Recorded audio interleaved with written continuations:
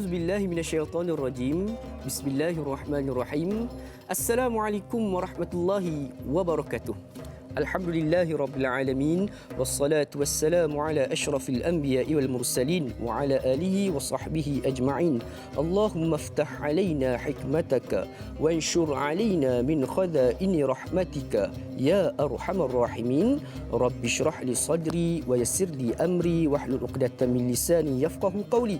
Allahumma faqihna fid din wa 'allimna ta'wil wahdina ila siratikal mustaqim siratal ladzina an'amta 'alaihim minan nabiyyin wasiddiqin wasyuhada'i wassalihin wa hasuna ulaika rafiqa ya arhamar rahimin. Subhanaka la 'ilma lana illa ma 'allamtana innaka antal alimul hakim. Amin ya rabbal alamin.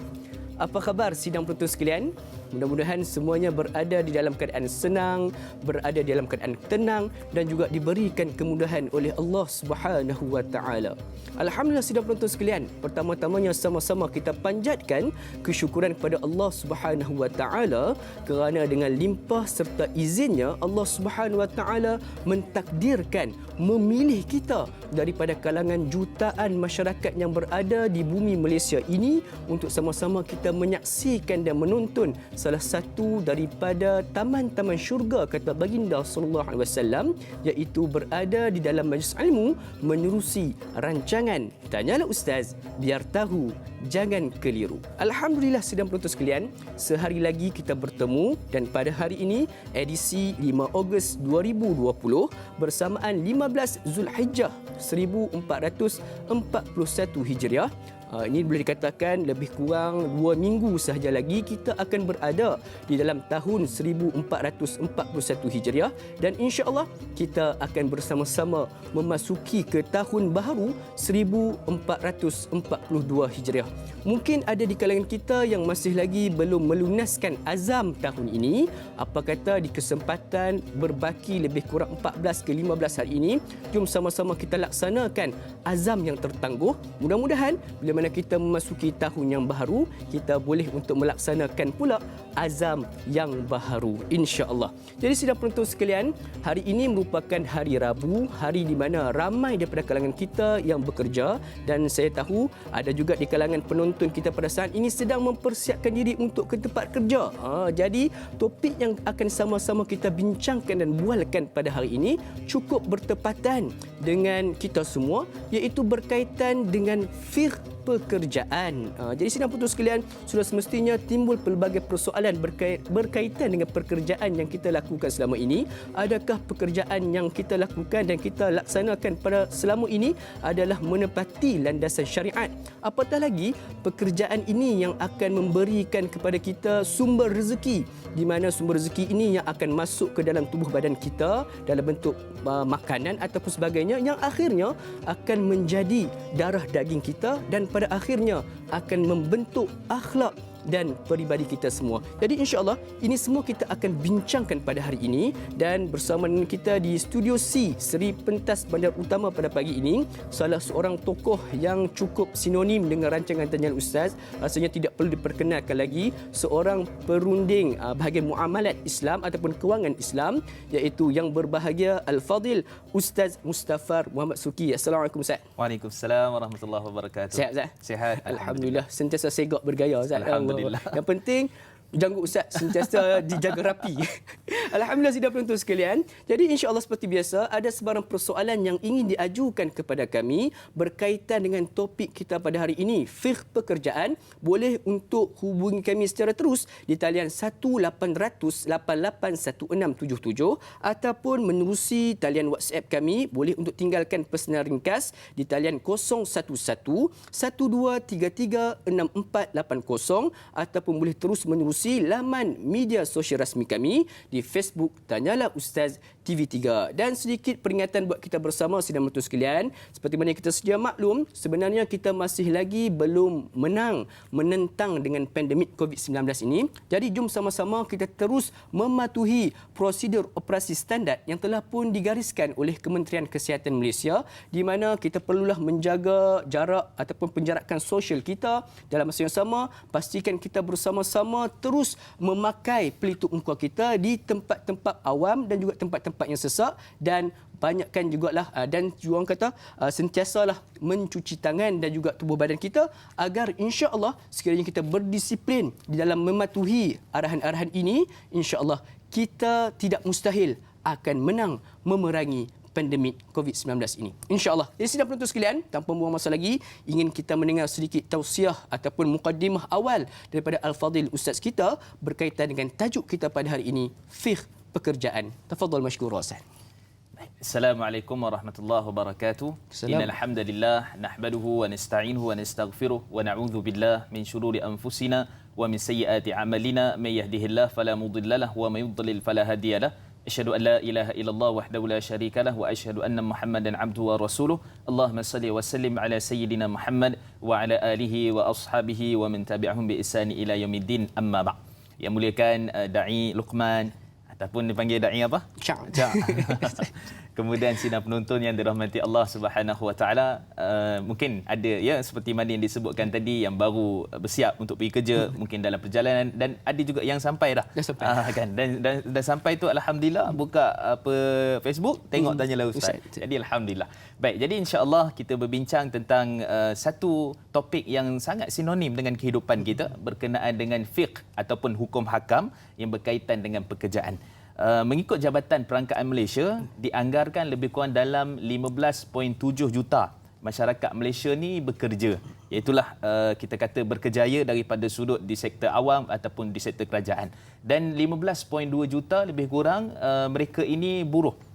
Bekerja di sektor yang beratlah daripada pembinaan dan sebagainya, dan lebih kurang dalam 700,000 yang masih lagi mencari pekerjaan. Kalau kita sebut menganggur tak berapa sedap. Jadi kita sebut masih mencari pekerjaan. Jadi daripada sudut itu kita kata secara ringkasnya masyarakat Malaysia ni yang lebih kurang dalam 32.7 juta semua penduduk Malaysia ni.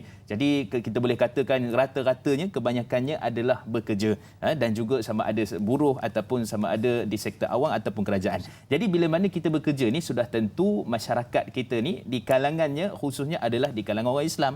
Jadi di kalangan orang Islam sudah tentu ada dia punya hukum-hukum fiqh yang berkaitan dengan pekerjaan itu sendiri. Dan kalau kita tengok Allah Subhanahu Wa Taala dalam surah At-Taubah ayat yang ke-105, Allah Subhanahu Wa Taala telah menyatakan a'udzubillahi minasyaitonir rajim wa qul i'malu fasayarallahu 'amalakum wa rasuluhu wal mu'minun, ila akhir ayat, yang bermaksud dan bekerjalah kamu, sesungguhnya Allah Subhanahu Wa Taala akan melihat amalan ataupun pekerjaan kamu, begitu juga para rasul dan juga orang-orang yang beriman.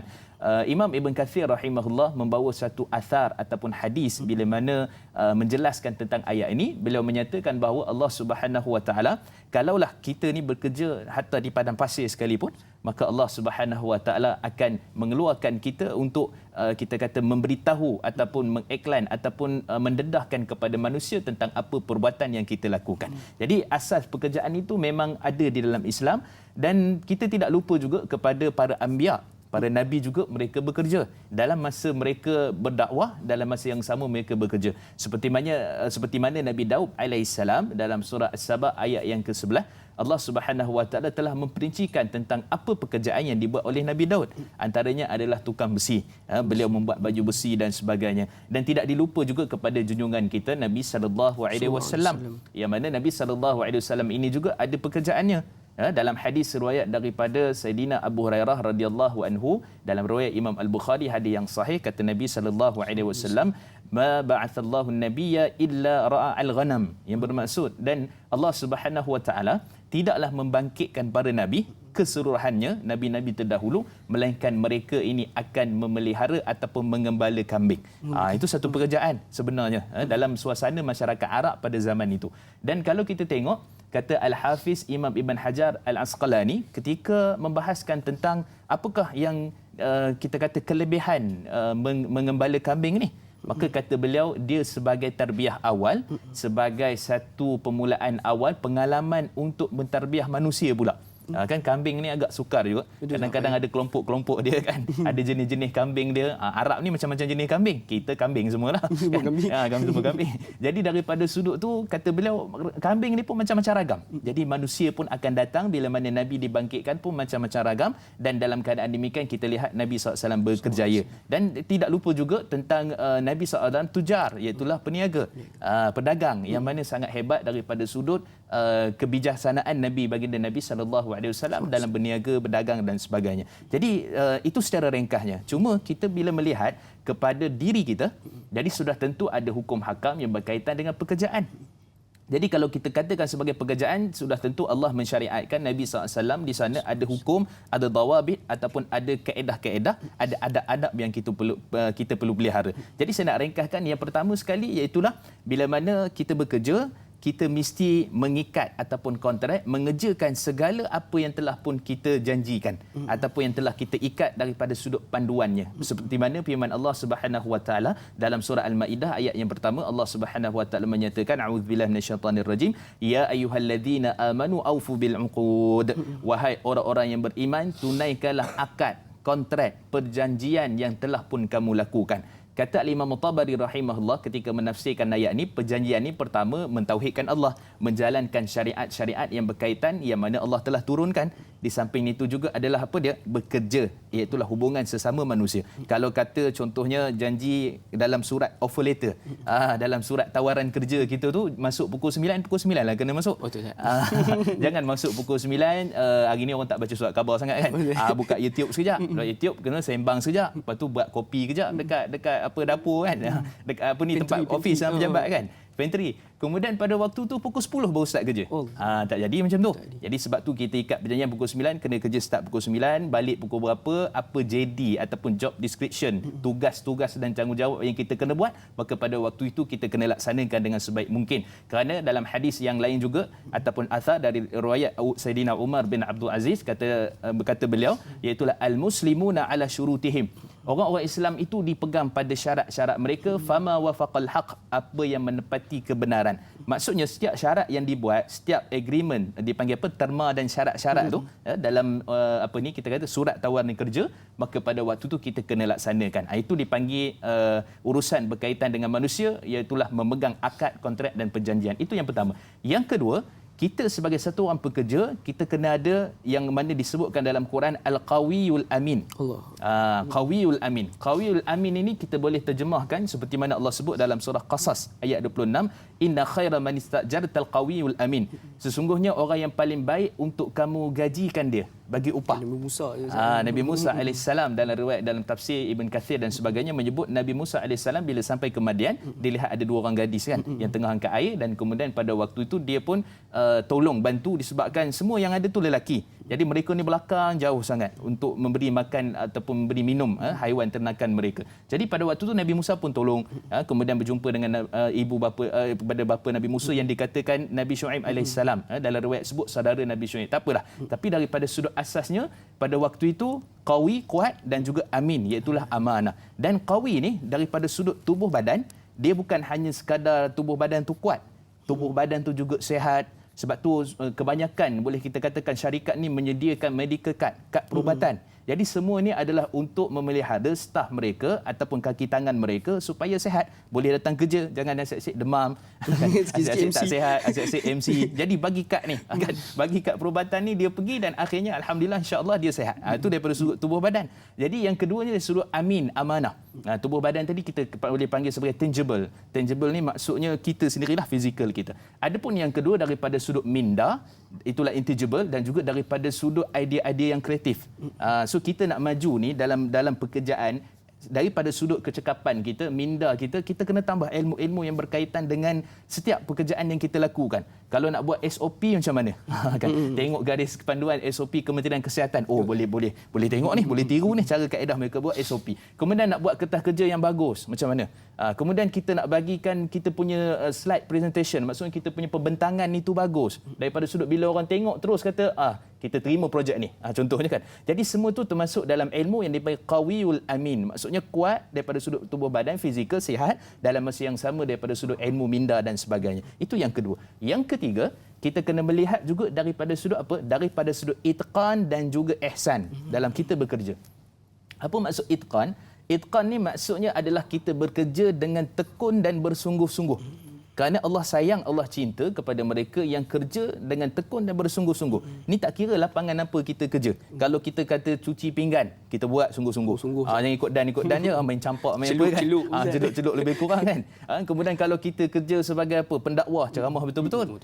Buat betul-betul, maksudnya research, kaji betul-betul. Jangan kita datang tu dengan buat lawak kan. Aku nak cerita apa malam ni. Cerita pasal aku lah kot. Tak jadi macam tu. Dia kena buat betul-betul, sungguh-sungguh. Jadi di situ menunjukkan bahawa Allah Subhanahu wa taala dalam hadis yang diriwayat daripada Sayyidina Aisyah radhiyallahu anha dalam riwayat Tabarani dan juga Daud At-Tayalisi, kata Nabi sallallahu alaihi wasallam, innallaha yuhibbu idza amila ahadukum amala ay yutqinahu. Allah mencintai, menyukai di kalangan kamu bila dia buat satu pekerjaan, dia buat dengan tekun dan bersungguh-sungguh. Allah tak sebut, Nabi tak sebut kerja tu mesti menggembala kambing ke, bengkel motor ke, tak sebut kan. Dia sebut apa pekerjaan yang kita buat. Maksud menunjukkan untuk dapat cinta Allah dan ihsan. Ihsan ni maksudnya kita seolah-olah bergantung kepada Allah Subhanahu wa taala. Kita melihat setiap pekerjaan yang kita lakukan tu, bos tak ada pun kita buat. Ni kan bos ada, itulah waktu yang paling tekun, paling bagus. Paling bagus sekali. Maksudnya kita ihsan kita tu kepada bukan maksudnya daripada Allah. Kita kena ihsan, kita kena tahu. Jadi ke mana kita pergi pun, dan kalau kita tengok waktu PKP sekarang ni, ada lagi di kalangan masyarakat kita yang masih bekerja daripada rumah. So bila kerja daripada rumah tu, macam mana kita nak memelihara ihsan? Kita kerja ke kita tidur? Buat kerja ke kita buat apa? Jadi semua tu kita kena melihat kepada itqan, sungguh-sungguh, dan juga ihsan. Dan yang terakhir, yang keempat secara ringkasnya, iaitulah kita memastikan setiap pekerjaan kita halal. Halal daripada sudut apa? Saya selalu sebut satu terma, satu kalimat, satu perkataan ataupun ayat yang mana pekerjaan kita itu halal, tapi kita tidak menghalalkan pekerjaan itu. Itu satu benda yang kita kena perhatikan betul-betul. Ya, orang kata saya bekerja contohnya di Jabatan Agama, saya bekerja sebagai tenaga pengajar, maksudnya berkaitan dengan urusan-urusan agama. Saya bekerja sebagai engineer, apa-apa sajalah. Jadi pada waktu itu kita kena tahu apakah kerja itu kita yang menghalalkan ataupun kita yang mengharamkan. Sebagai contoh, kita kerja baik dah, cantik, halal, tapi kita membiawak. Biawak? Macam ular. Ular dia lambat sikit, biawak dia laju sikit.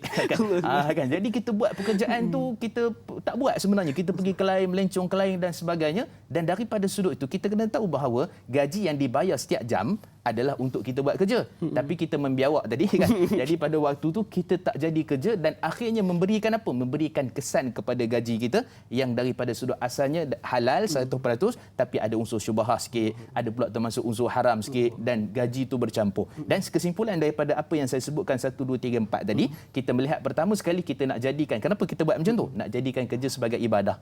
Kerja tu bagi pahala. Yang kedua, untuk menjadikan harta ataupun gaji yang kita dapat tu berkat di sisi Allah Subhanahu wa taala. Dan yang ketiga, untuk meneruskan rantaian kehidupan kita dengan gaji yang kita dapat. Gaji itulah nak bayar bagi nafkah, gaji itulah pendidikan anak-anak dan sebagainya, maka dia akan menjadi kesinambungan. Dan yang paling penting apa? Gaji tak banyak tak apa. Yang penting halal dan berkat. Berkat Allah. Insya-Allah. Jadi insya-Allah. Jadi Ustaz katakan tadi, pastikan kita ni gaji tak besar Ustaz, pastikan halal dan berkat. Yang paling penting yang saya dapat dari Ustaz, jangan kita membiawak Ustaz. Insya-Allah di sini penonton sekalian, banyak lagi yang kita akan bualkan, yang kita akan gali berkaitan dengan topik kita fiqh pekerjaan. Jangan ke mana-mana, teruskan bersama dengan kami rancangan Tanyalah Ustaz, biar tahu jangan keliru.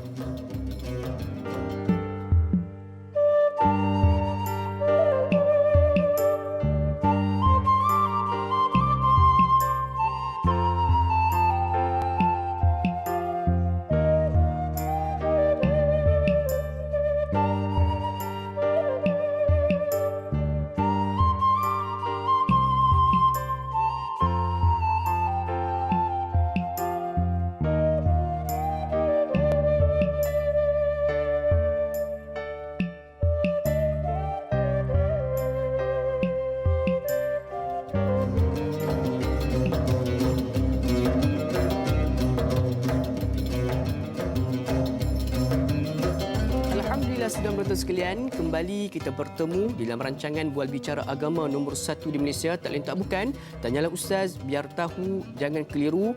Rancangan Bual Bicara Agama paling panjang juga di Malaysia, iaitu tempohnya selama 2 jam. Mudah-mudahan pertemuan kita setiap hari dalam tempoh 2 jam ini membawa 1001 rahmat dan keberkatan daripada Allah Subhanahu Wa Taala. Kita bekerja, tetapi dalam masa yang sama kita tambah ilmu kita. Insya-Allah ilmu inilah yang akan memandu setiap pekerjaan yang kita lakukan. Jadi sidang penonton sekalian, kita masih lagi membincangkan topik berkaitan dengan fiqh pekerjaan. Sekali saya wawarkan, sekiranya ada sebarang persoalan yang ingin diajukan kepada kami, boleh untuk hubungi kami di talian bebas tol 1800 88 1677 ataupun boleh untuk tinggalkan pesanan ringkas di WhatsApp kami di talian 011 1233 6480 ataupun boleh terus menerusi laman media sosial rasmi kami di Facebook Tanyalah Ustaz TV3, insya-Allah. Jadi Ustaz, jom kita nak meraihkan soalan kita yang pertama pada pagi ini daripada sahabat Facebook kita, Qasih Nurul Shah.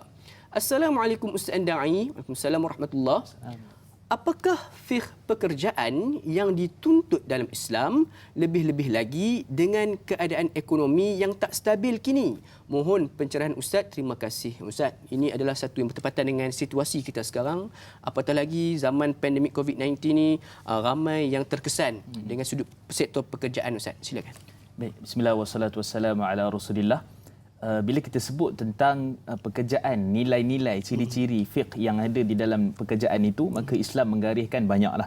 Antaranya kita sebut tadi 4 perkara yang telah kita bincangkan, dan kalau boleh saya nak tambah daripada sudut berkaitan dengan soalan tadi, kita hari ini alhamdulillah ada di kalangan kita yang masih meneruskan pekerjaan.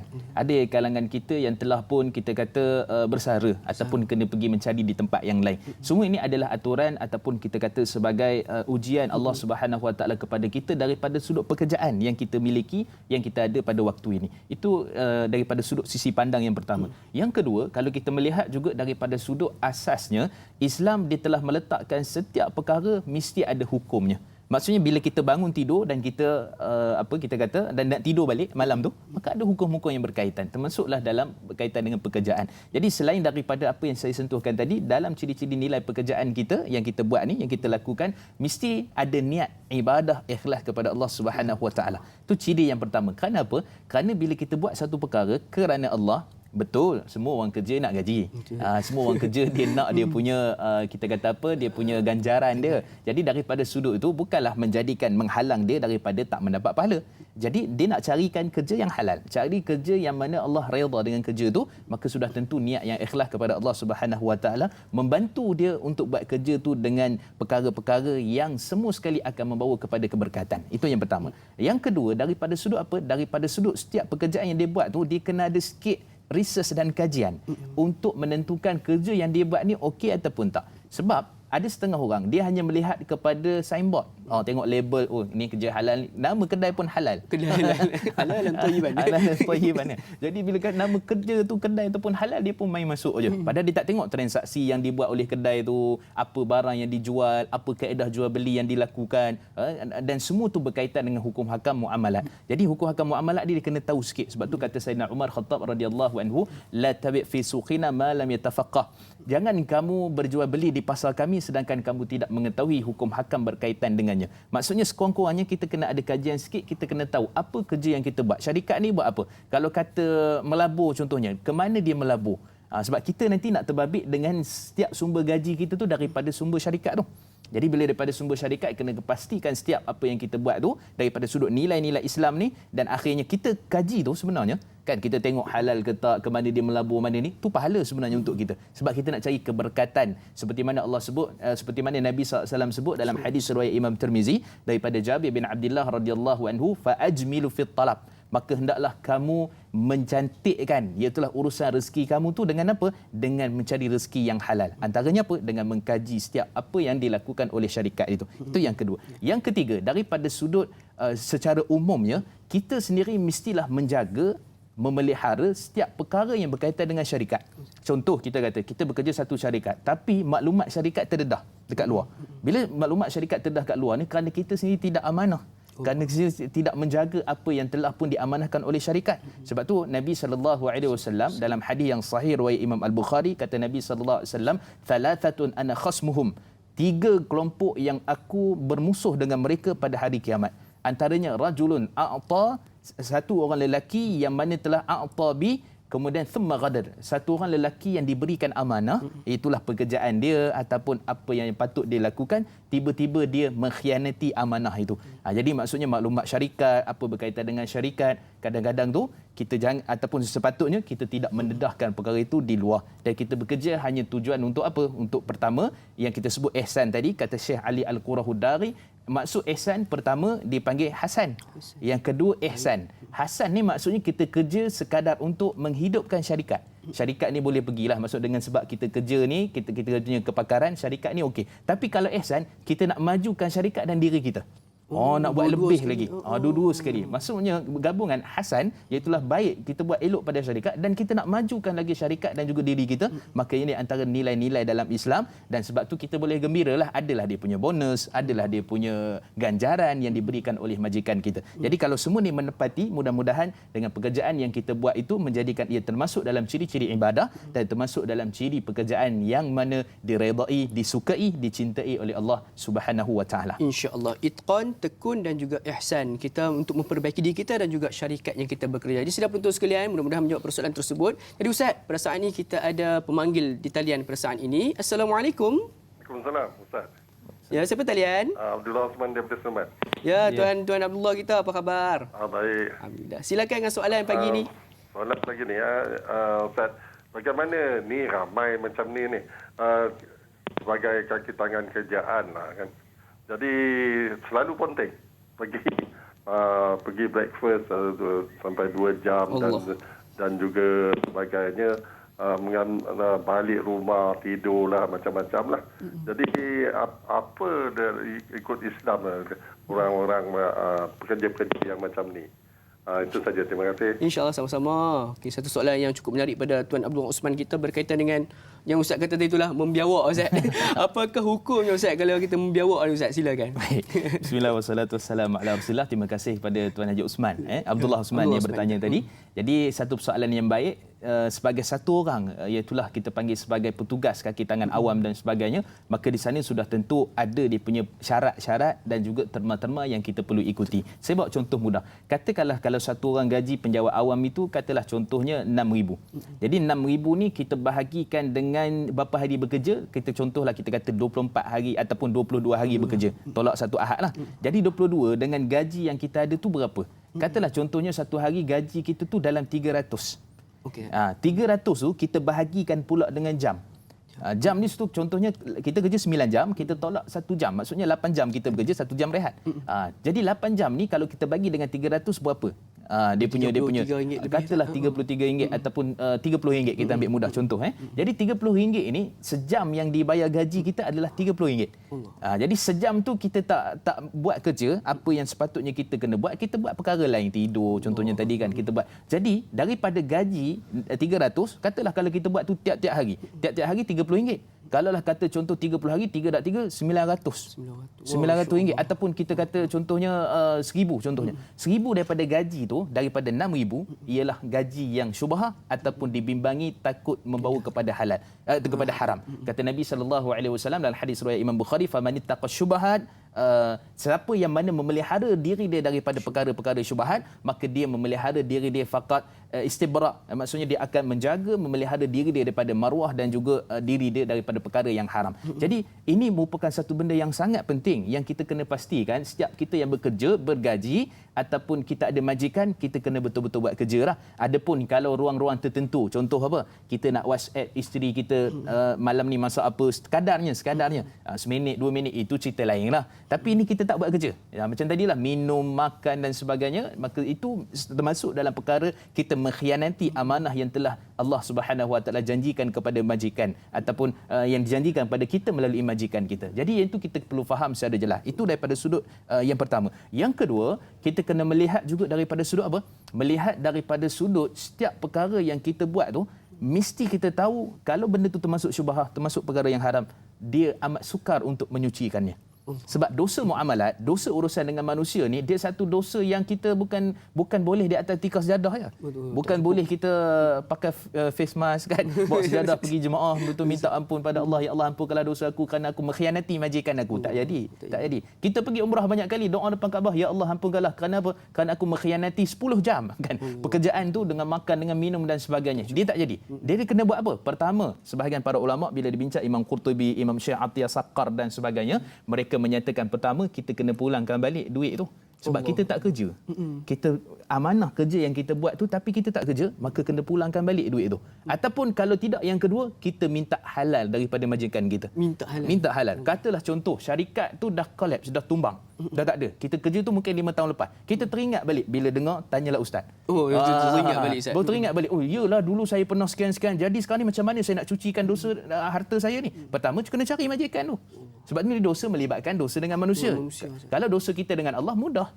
Kan kita minta ampun Allah mudah-mudahan lah. Tapi ni nak kena jumpa dengan orang tu, nak kena minta maaf, ataupun kalau tidak kita pulangkan balik. Jadi dia merupakan satu motivasi pada kita. Bila kita buat satu pekerjaan, pastikan kita buat betul-betul. Jangan kita main-main, jangan kita buat perkara-perkara yang mengharamkan gaji kita, walaupun hakikat kerja tu adalah satu benda yang halal. Jadi hati-hati.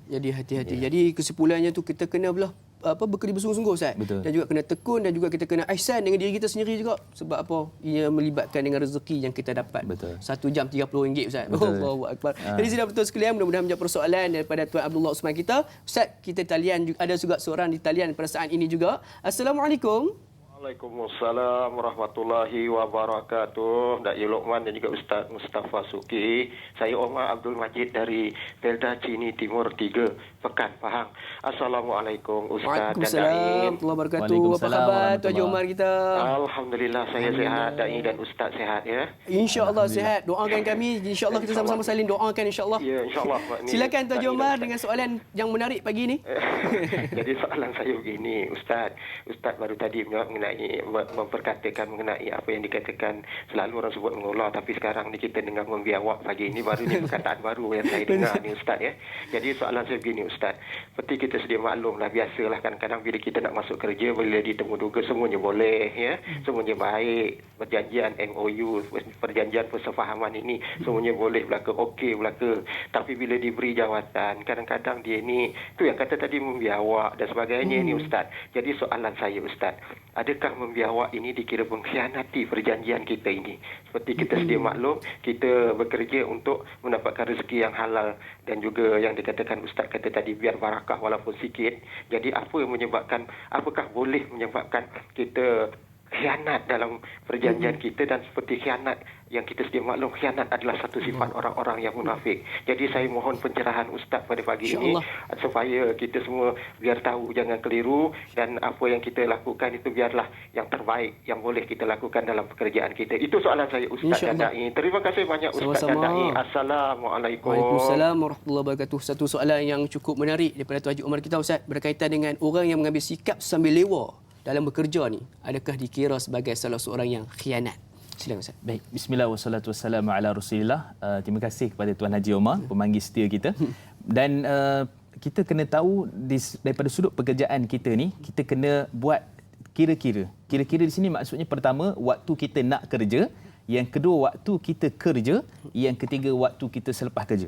Jadi 3 perkara ni kita kena perhatikan betul-betul, adakah sudah melengkapi SOP kita sendirilah. So kita pun kena ada SOP. SOP kita nak pohon kerja, SOP kita dalam keadaan bekerja, dan SOP kita selepas bekerja. Jadi 3-3 ni mesti ada dalam buah fikiran ketika mana satu orang bila mana bekerja ataupun berkhidmat pada majikan-majikan yang mereka telah pun bersama pada waktu itu. Baik. Jadi pertama kita sebut waktu kita bekerja tadi. So perjanjian surat tawaran dan sebagainya, kata semua boleh. Dalam interview pun nampak, hebat ni. Bagus. Bagus sangat ni. Ni kalau letak level-level manager ni, pengurus ni memang jalan lah. Rupanya jalan sungguh. Kan? Jalan. Jadi daripada sudut tu, level-level yang ada tu, pertama kita pergi, waktu kita interview tu, betul-betul kemahiran yang kita ada, keperluan yang kita ada. Sebab tu resume kita ataupun CV ataupun kita punya pengenalan biodata, biografi kita tu, bagi betul-betul apa yang kita mampu buat. Jujur. Kadang-kadang tidak jujur dalam kita punya kita kata biodata kita tu akan menyebabkan orang akan tengok, hebat dia ni. Contoh bahasa English. English 1 ke 10 dia letak contohnya 15. Oh, Masya Allah. 1 ke 10 letak 8 kan. Hebat English ni. Kita pun ambil. Rupanya daripada sudut nak bagi tahu you dengan I pun tertukar lagi. Masalah tu. Okey. So daripada satu sudut. Yang kedua, apa yang kita ada dalam resume tu betul-betul apa yang kita faham, yang kita ada dan kita boleh buat kerja tu secara, contohnya kalau kita Microsoft, kalau kita ada AI, Adobe Photoshop, contohnya nak buat design, nak buat apa, memang kita pakar dalam bab tu, kita letak. Tapi kalau tak pakar, setakat buka aja boleh. Tutup pun pening dah macam mana nak buat kan. Kita punya Adobe Photoshop nak edit poster apa semua kan. Jadi yang tu jangan letak. So pertama sekali kita dah kena jujur. Kalau tak, tu yang pergi menyumbang kepada khianat tadi tu. Itu yang pertama. Yang kedua, pekerjaan kita tu, tengah kerja tu, maka kita kena melengkapilah semua apa yang kita telah perbincangkan daripada awal tadi. Maka setiap perkara yang kita kena buat tu, setiap satu tu mesti kita penuhi dengan secara yang sebenarnya jujur dalam setiap perkara yang khusus melibatkan apa untuk memajukan syarikat, apa yang boleh membuatkan untuk membantu keuntungan syarikat, dan kelebihan dia nanti akan dapat kepada kita mudah-mudahan daripada sudut itu. Baik, kemudian selepas kita bekerja. Selepas kita bekerja ni maksudnya apa? Bukan setiap hari lepas kerja. Maksudnya setelah kita menyelesaikan tugasan kita tu, kita rasa puas hati ke tak? Ada tak di sana unsur-unsur yang mana kita buat tu dia rasa macam apa? Macam tak lengkap begini. Ragu-ragu lagi, rasa tak kita tak confident kan, tak rasa kuat untuk nak bentang pada besok pagi ke apa contohnya. So kita kena tengok balik untuk kita punya kerja kita yang terakhir, penyemakan sebagai contoh dan sebagainya. Maka semua tu memerlukan kepada kejujuran sebenar yang datang dalam hati kita dan membuahkan pekerjaan yang sangat baik, dan kita tidak menjadikan satu orang yang khianat. Dan bila kita khianat kepada syarikat, khianat pada diri kita sebenarnya. Sebab tu kadang kita duk komen kenapa tak dapat gaji, tak dapat bonus. Antara sebabnya kadang-kadang bukan kita, orang lain. Orang lain tu yang khianat. Orang lain. So semua orang, kalau kita duk fikir kita fikir contoh kan, syarikat ni tak ada orang khianat, biar akulah khianat contoh. Kalau dah semua orang fikir macam tu, jadi lingkuplah syarikat tu. Jadi tu kita kena lihat betul-betul daripada sudut tu, dan akhirnya kita menyatakan bahawa Allah Subhanahu Wa Taala ataupun Nabi SAW amat membenci orang yang khianat dalam setiap amanah yang telah pun diberikan. Jadi amanah ni satu tanggungjawab, satu benda yang Allah akan soal di hari akhirat gelap. Dalam hadis riwayat daripada Abu Barzah Al-Aslami, hadis yang sahih dalam riwayat Imam Tirmizi, kata Nabi SAW, la tazulu qadama abdi yaumal qiyamah hatta yus'al an. Tidak akan berganjak kaki anak Adam ini sehingga ditanya kepadanya beberapa persoalan. Antaranya yang paling penting dua. Min aina iktasabahu wa fima anfaqahu. Harta dia daripada mana dia dapat? Bagaimana cara dia mendapatkan harta dia? Khianat, menipu, zalim dan sebagainya, dan bagaimana dia menguruskan harta-harta dia. Mengurus sini maksudnya keluar zakat ke tak? Kalau ada orang susah, bantu ke tak? Sedekah ke tak? Ataupun sebenarnya kalau tabur masjid lalu, tengok saja. Betapa cantiknya tabur masjid itu tanpa dia memberikan apa-apa kepada tabur masjid contohnya. Jadi semua tu, setiap perkara kita kena tengok betul-betul, melihat betul-betul supaya kita menjadi satu orang yang amanah, sungguh-sungguh dalam bekerja, dan akhirnya memberi kesan kebaikan di akhirat nanti dalam urusan kita bertemu dengan Allah Subhanahu Wa Taala. Wallahu taala. Insya-Allah, la imana liman la amanata lahu. Tidak beriman seseorang sehinggalah dia beramanah. Jadi mudah-mudahan kita terus beramanah dengan pekerjaan yang telah pun kita diberikan. InsyaAllah sidang penonton sekalian, banyak lagi persoalan yang kita akan sama-sama cari jawapannya. Jangan ke mana-mana, teruskan bersama dengan kami dalam rancangan Tanyalah Ustaz. Biar tahu, jangan keliru. Sebentar sahaja lagi, insyaAllah.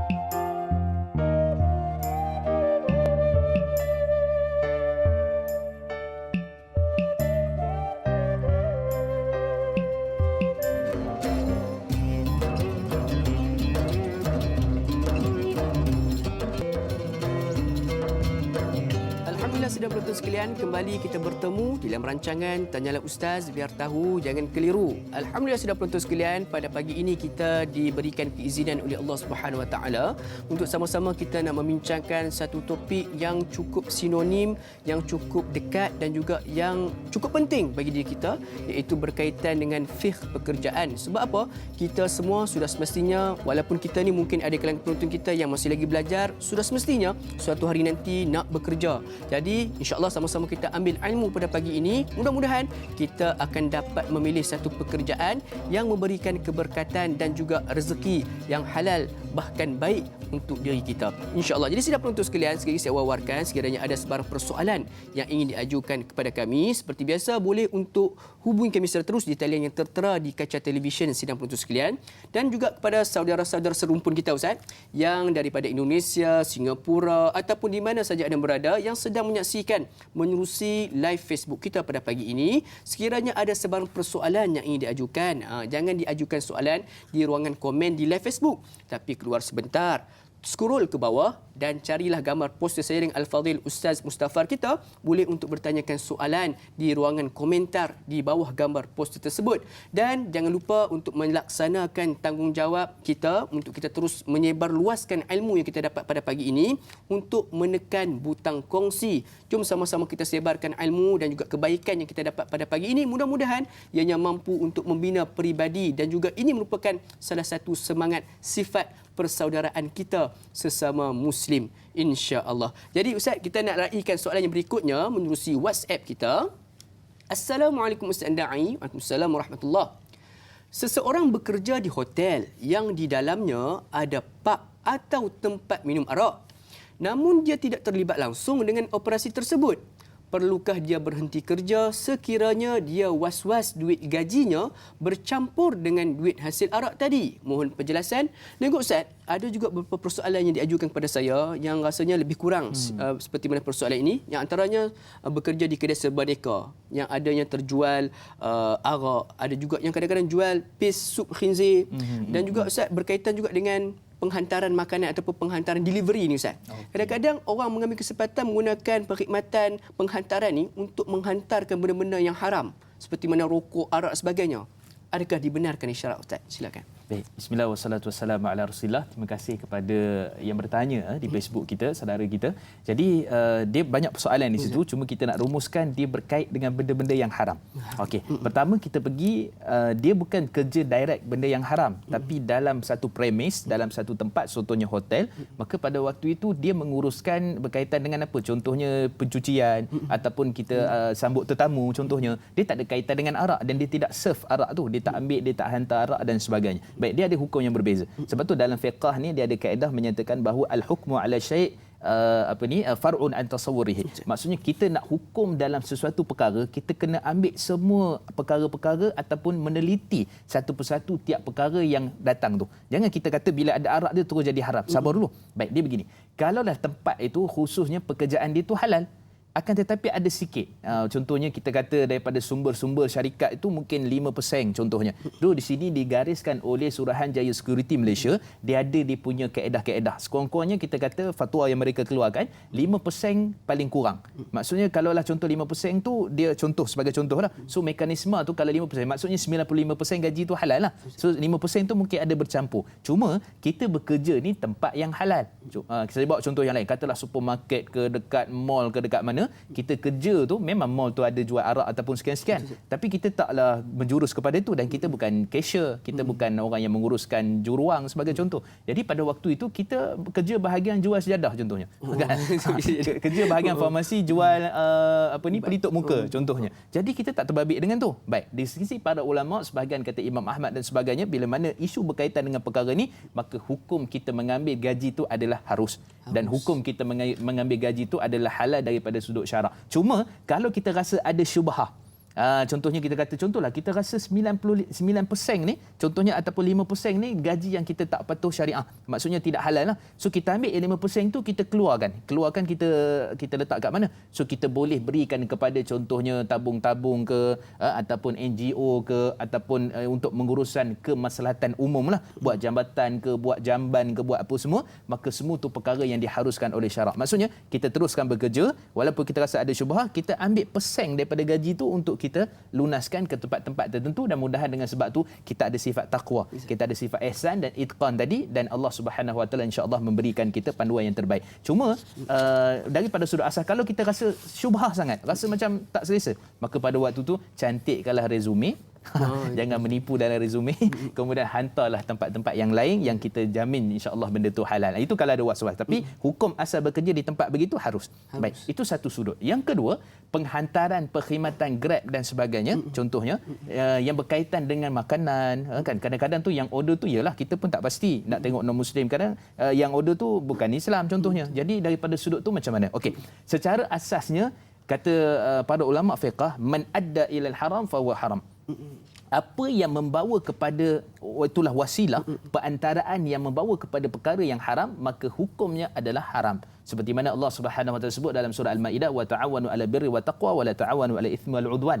Kamu tolong bantulah dengan perkara yang mendatangkan takwa dan kebaikan, jangan bertolong bantu dalam perkara yang mendatangkan dosa dan permusuhan. Jadi daripada sudut tu, apa saja yang melibatkan contohnya penghantaran arak, penghantaran benda-benda yang haram, maka sebagai orang Islam, orang Muslim, dia perlu elakkan kalau dia tahu. Kalau dia tahu. Maksudnya ini memang betul-betul sekian-sekian. Tapi kalau dia tak tahu, contohnya dia dalam satu kotak buku cantik ni, kita berasa hadiah ke apa semua ni. Dia kata ni barang ni kena bawa elok-elok contohnya, takut pecah contohnya kan. Dia pun bawa. So dalam keadaan dia tak tahu, dan dia tak tahu tu, dia tak perlu buka. Dia tak perlu tanya, dia kata saya nak pastikan betul-betul apa benda dalam ni. Adakah halal ke haram? Ada apa ke semua kan. Jadi pada waktu itu dia tak perlu. Sebab tu kata Nabi sallallahu alaihi wasallam dalam hadis riwayat Imam Ahmad, halaka mutanatti'un. Maksudnya akan musnahlah orang yang mencari merobek-robek benda yang dia rasa benda tu tak perlu untuk dicari pun. Tak perlu untuk dibahaskan, tak perlu pun untuk dia nak teliti satu persatu. Maka sebab tu kalau demikian berlaku, dia tak tahu, maka hukumnya adalah harus. Tapi kalau dia betul-betul tahu, maka pada waktu tu dia kena berhenti dan dia tak boleh menguruskan perkhidmatan itu, kerana dalam hadis riwayat daripada Anas bin Malik dalam riwayat Imam Tirmizi, hadis yang sahih, Allah melaknat 10 golongan yang berkaitan dengan arak. Antaranya apa? Yang menghantarkan arak itu. Jadi hati-hatilah ni kalau dia tahu, dalam proses dia tahu. Tapi kalau tak tahu, tak perlu tanya, tak perlu apa, kita hantar je bismillah, mudah-mudahan perkara itu memberikan ruang kepada kita dan kita mendapat daripada sumber yang halal insya-Allah. Wallahu a'lam. InsyaAllah. Ustaz, yang dalam bab berkaitan dengan kedai serba nikah Ustaz. Macam mana Ustaz dalam keadaan tu tiba-tiba ada orang customer ataupun pelanggan yang mengambil arak letak dekat kaunter? Adakah dia perlu terus melaksanakan tugas muamalat tersebut ataupun dia boleh elakkan? Maksudnya ini sebagai juruang lah. Juruang Ustaz. Okey, cantik. Okey, kalau juruang, kalau boleh, kalau kedai itu ada yang non muslim, minta dia punchkan. Dia yang bayar. Itu yang utama. Sebab apa keadaan sekalipun kita tak boleh terlibat dengan arak tu, tapi kalau kedai tu sebenarnya semua ada, arak tu ada, tapi kita serve ni bahagian cashier dan bila ada arak je kita minta kawan kita yang non muslim ataupun apa, yang tu tidak menjadi masalah. Itu sama hukum yang seperti mana yang di awal tadi, persoalan berkaitan dengan yang bercampur tadi. Tapi kalau dia direct terus, memang pergi serve, memang pergi punch ataupun pergi melakukan muamalat jual beli tu, maka hukumnya adalah tidak dibenarkan, hukumnya adalah haram. Kerana terlibat secara direct dengan arak. Tapi kalau dia tak punch, it's okay. InsyaAllah. Semua okay. Jadi insyaAllah. Jadi kepada sahabat-sahabat yang mungkin yang sedang menyaksikan ni, yang ada bekerja sebegitu, seperti yang kata Ustaz, kalau ada sahabat lain yang bukan Islam, maka minta mereka untuk menolong untuk punchkan barang-barang yang haram tersebut, ataupun kalau boleh elok Ustaz, carilah kerja lain, buat resume cantik-cantik Ustaz kata, menghilangkan syubhat, untuk mengelakkan daripada perkara-perkara yang syubhat, insya-Allah. Jadi mudah-mudahan menjawab persoalan tersebut. Kita nak beralih dengan persoalan berikutnya Ustaz daripada WhatsApp kita. Assalamualaikum Da'i dan Ustaz serta kru-kru. Assalamualaikum warahmatullahi. Bagaimana seseorang yang bekerja di bank konvensional dan yang menggalakkan orang ramai menggunakan kad kredit yang jelas mempunyai unsur-unsur riba, dan apakah kesan pada diri, keluarga dan iman seseorang jika terlibat dengan urus niaga berkenaan? Mohon pencerahan daripada saudari Siti Asiah. Terima kasih Ustaz. Silakan Ustaz. Baik, hukum bekerja di bank konvensional ni kita kena teliti betul-betul daripada sudut hukum. Pertama sekali, lihat kepada orang yang betul-betul direct ataupun secara langsung menguruskan apa yang berkaitan dengan riba. Contoh dia buat kad kredit, contoh dia buat pinjaman dan sebagainya lah. Semua yang terlibat harus. Yang tu sepakat di kalangan para ulama, hukumnya adalah haram. Maksudnya yang terlibat secara langsung. Adapun contoh kalau dia ni contohnya kita kata cleaner kan, makcik-makcik yang buat cuci kat bank, pakcik-pakcik contohnya, ataupun dia ni sebagai contohnya engineer yang menguruskan hal ehwal api, elektrik yang berkaitan dengan bank itu, ataupun berkaitan juga dengan apa-apalah yang tidak secara langsung, maka hukumnya sebahagian para ulama menyatakan harus untuk dia bekerja. Cuma kebanyakan pandangan para ulama, bila mana dia berkaitan dengan perkara yang haram, maka pada waktu itu dia mesti berhenti. Ini pandangan yang disebutkan antaranya adalah Syekh Dr.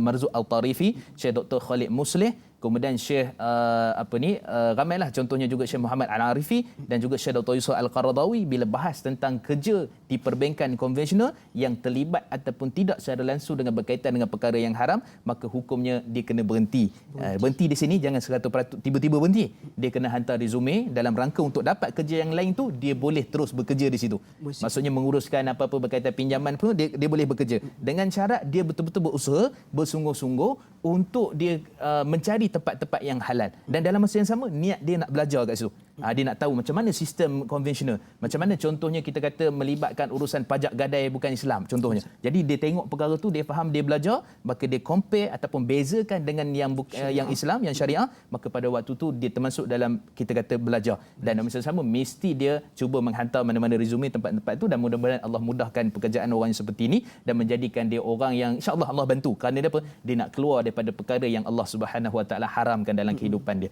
Jadi insya-Allah Allah bantu. Insya-Allah. Jadi mudah-mudahan menjawab persoalan daripada puan ataupun saudari Siti Asiyah sebentar tadi. Insya-Allah Ustaz, payah sebenarnya Ustaz. Betul. Pada zaman sekarang kita nak elak kepada benda-benda syubhat tapi kita kena berusaha. Insya-Allah. Jadi sidang betul sekalian, kita nak beralih ke persoalan berikutnya daripada sahabat Facebook kita daripada Muhammad Faizal bin Ahmad. Assalamualaikum da'i dan ustaz serta kru-kru. Waalaikumsalam warahmatullahi. Soalan saya, bagaimana jika menggunakan kemudahan di tempat kerja untuk kepentingan peribadi, contohnya telefon, komputer atau barang-barang kecil seperti pen, kertas atau mas dan sebagainya dibawa balik untuk kegunaan sendiri. Jika anaknya nak membeli sesuatu, lalu ayah berkata, tak payah beli, dekat ofis ayah banyak, esok ayah bawa balik tanpa sedikit rasa bersalah. Adakah itu dibolehkan Ustaz? Mohon pencerahan. Terima kasih Ustaz. Ni Ustaz berkaitan dengan mengambil barang di pejabat ni Ustaz. Bagaimana? Silakan. Baik, kita kena tahu, terima kasih pada saudara kita yang bertanya. Kita kena tahu daripada sudut asasnya kita bekerja ni, ini harta bukan kau yang punya. Ini harta Ahmad Albab yang punya. Bila Ahmad Albab yang punya, maka kita kena tahu harta tu milik dia. Harta tu tidak boleh kita ambil sesuka hati dan sebagainya. Cuma lebih cantiknya begini, kalau contoh kita nak menggunakan segala perkara yang berkaitan dengan syarikat untuk tujuan peribadi. Ada jenis-jenis ataupun setempat-tempat tertentu syarikat ni dia wujudkan tabung.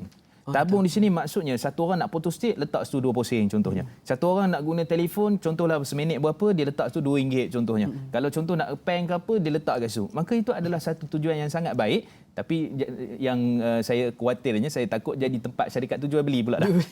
Tak ada je pergi, tak ada je beli. Kan? Jadi itu satu sudut lah, satu pandangan dimensi yang bagus bila mana kita wujudkan tabung khusus untuk membayar perkara-perkara yang kita ambil. Tapi kalau kita ambil tu secara senyap-senyap. Contoh cantik peng ni logo syarikat pula.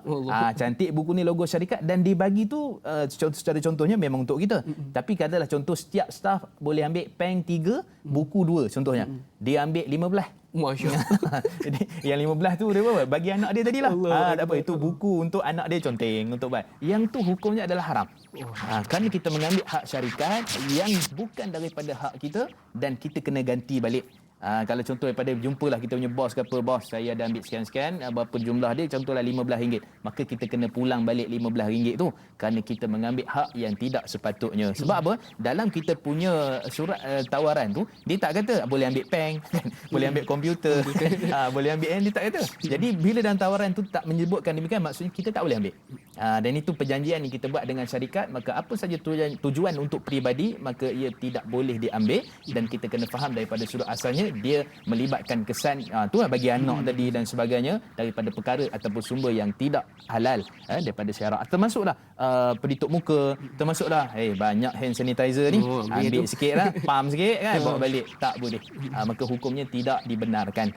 Wallahu taala. Insya-Allah. Jadi kita perlulah beramanah dengan barang-barang ataupun benda-benda yang berada di dalam kita punya pejabat sebagainya. Mudah-mudahan kita tidak mengambil sesuatu yang akhirnya memberikan kerosakan bukan hanya pada diri kita, bahkan untuk keluarga dan juga orang-orang di sekeliling kita. Insya-Allah. Mudah-mudahan menjawab persoalan tersebut. Jom sama-sama kita beralih dengan persoalan berikutnya juga menerusi Facebook Tanyalah Ustaz TV3. Daripada Puan Mar WKN, salah seorang pendengar setia kita. Assalamualaikum Ustaz Da'i. Waalaikumsalam warahmatullahi. Saya ingin bertanya, apakah ciri-ciri pekerjaan yang tidak dibenarkan dalam Islam? Pada zaman kini amat sukar untuk mendapatkan pekerjaan yang sesuai dengan kelayakan, maka jadilah istilah kerjalah apapun janji halal. Mohon pandangan Ustaz. Terima kasih Ustaz. Ini juga mungkin adalah di antara faktor yang menyebabkan ramainya wujudnya pengangguran pada zaman sekarang Ustaz. Sebab terlalu berhati-hati dalam memilih kerja. Bagaimana Ustaz? Okey, soalan yang baik. Saya suka trademark ataupun dia punya ayat tu, kerjalah apa-apa pun janji halal. Ni satu benda yang bagus sebenarnya. Satu nilai yang kita kena terapkan dalam kehidupan, khususnya di kalangan anak-anak kita yang kadang-kadang baru bergraduasi. Kadang-kadang ialah bidang contoh engineer, kerja apa? Kerja ni je pembantu hotel contohnya kan. Tak ada masalah. Yang penting daripada sudut pekerjaan kita tu halal. Buatlah apa-apa. Kalau ada platform online, kalau ada platform sekian-sekian yang kita kena betul-betul pastikan dia halal, maka kita buat, dan mudah-mudahan rezeki tu kita selain daripada untuk menampung keluarga diri kita, kita dapat satu perkara yang diberkati oleh Allah Subhanahu Wa Taala. Dan berbalik pada persoalan tadi, macam mana nak tahu ciri-ciri tu tak patuh syariah ataupun tak halal? Baik, kata Al-Imam Al-Ghazali rahimahullah dalam kitab beliau Ihya Ulumuddin, bila membahaskan tentang apakah sumber ataupun kaedah kita nak tahu harta tu haram. Termasuklah pekerjaan, termasuklah kita punya pelaburan dan sebagainya. Yang pertama sekali yang mengandungi unsur riba. Itu jelas seperti mana diharamkan oleh Allah Subhanahu Wa Taala dalam surah Baqarah ayat 275 sehingga ayat 280. Yang tu sidang penonton boleh semak apakah dia punya larangan dan haramnya berkaitan dengan riba daripada ayat 275 sehingga 280 daripada surah Al-Baqarah. Itu yang pertama. Yang kedua, judi. Ada unsur-unsur judi, ada unsur-unsur pertaruhan yang jelas membawa kepada keburukan dan kefasadan, kerosakan, maka itu perkara yang kedua. Maksudnya dalam syarikat, tempat kerja, kalau ada unsur judi, maka pada waktu itu ia diharamkan, kata Imam Al-Ghazali rahimahullah. Yang ketiga, ada unsur-unsur rasuah. Ni kadang-kadang ni kena betul kan, duit bawah meja ke, atas meja ke, duit kopi ke, TOS limau ke, balik ais ke, namakan apa saja duit itu, kalau diberikan untuk tujuan mendapatkan manfaat, diberikan tujuan untuk menolak mudarat pada diri dia. Tolong sikit ni, kenapa? Projek contohnya kan. Tolong sikit ni, kenapa? Aku ni nak kena tahan ni, tolong sikit lah. Semua pertolongan yang diberikan dengan habuan itu tujuan untuk menolak mudarat dan mendatangkan kebaikan, manfaat pada dia, semua termasuk dalam rasuah. Kata Nabi SAW dalam periwayat Imam Ahmad, Tirmizi dan sebagainya, iaitulah ar-rashi wal murtashi finnar. Yang memberi rasuah dan menerima rasuah, mereka ini kedudukannya dalam neraka Allah Subhanahu Wa Taala. So maksudnya kita bekerja, ciri-ciri tu jangan melakukan rasuah untuk dapat tender, projek dan sebagainya. Sebab saya faham, ada orang jumpa ramai saya. Ramai jumpa. Dia kata, Ustaz, hari ni mesti rasuah. Kalau tak rasuah, tak dapat projek.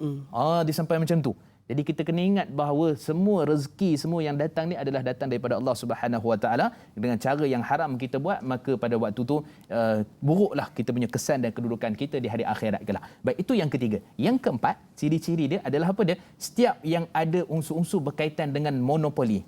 Monopoli ni maksudnya apa? Dia mengawal harga pasaran daripada sudut bukan persaingan yang sihat. Maksudnya dia naikkan harga, contohnya barang makanan asasi. Mula-mula di pasaran tu katalah barangan itu kurang. Contohnya dia bekerja kan. Jadi daripada waktu tu dia sorok barang. Bila sorok barang, bila barang dah tak ada di pasaran, betul-betul tak ada, dia bawa keluar barang yang dia sorok tu, dia jual dengan harga berlipat kali ganda. Minyak masak contohnya, beras contohnya, ataupun garam contohnya, maka pada waktu tu termasuk pada unsur yang haram seperti mana disebutkan oleh Imam Al-Ghazali rahimahullah. Dan yang kelima, ada unsur-unsur yang berkaitan dengan penipuan. Penipuan ni tak kiralah tipu macam mana pun untuk mendapatkan pekerjaan ataupun untuk dalam masa dia bekerja tu dia menipu daripada sudut mungkin dengan pelanggan, mungkin dengan dia punya kita kata apa, nak dapatkan tender tentu dia menipu, maka pada waktu tu hasilnya, ciri-cirinya termasuk dalam perkara yang haram. Dan kemudian yang keenam, yang terakhir, termasuk juga dalam unsur apa? Unsur-unsur yang berkaitan dengan pencurian. Curi ke, ambil dengan macam tadilah, maksudnya ambil peng apa, itu boleh dimasuk dalam unsur mencuri sebenarnya, dengan keadaan yang tidak diketahui. Baik, jadi daripada 6 perkara ni, majlis kita kata Suruhanjaya Security Malaysia dia tambah lagi. Antaranya apa? Yang tidak melibatkan tembakau contohnya. Perkara-perkara yang haram. Yang tidak melibatkan perkara-perkara yang menjurus kepada perkara yang haram seperti mana arak, judi, khinzir dan perkara-perkara yang berkaitan. Kemudian juga tidak berkaitan dengan hiburan yang melampau, yang mendedahkan aurat, lepas tu apa kita kata tak ada solat dan sebagainya, perkara-perkara berkaitan, maka semua itu digariskan oleh AC. Tuan-tuan boleh semak dalam garisan yang digariskan oleh AC dalam garis panduan mereka, iaitulah Suruhanjaya Security Malaysia. Dia ada kaedah-kaedah penentuan. Maksudnya kalau benda ni ada dalam syarikat tempat kita bekerja, maka hukum kita bekerja tu tidak dibenarkan. Termasuk juga melibatkan insurans konvensional. Syarikat ambil insurans konvensional ataupun syarikat tu memang buat insurans konvensional. Termasuk juga dalam perkara seperti mana disebutkan tadi, perbankan yang konvensional. Maka semua termasuk dalam perkara yang haram seperti digariskan oleh Suruhanjaya Security Malaysia. InsyaAllah. Mudah-mudahan menjawab persoalan tersebut. Jadi sidang penonton sekalian, mudah-mudahan menjawab persoalan dan juga memberikan mengeluarkan kita pada kekeliruan. Jadi banyak lagi persoalan yang menanti untuk jawapannya daripada Al-Fadhil Ustaz kita. Jangan ke mana-mana, teruskan bersama dengan kami dalam rancangan Tanyalah Ustaz, biar tahu jangan keliru.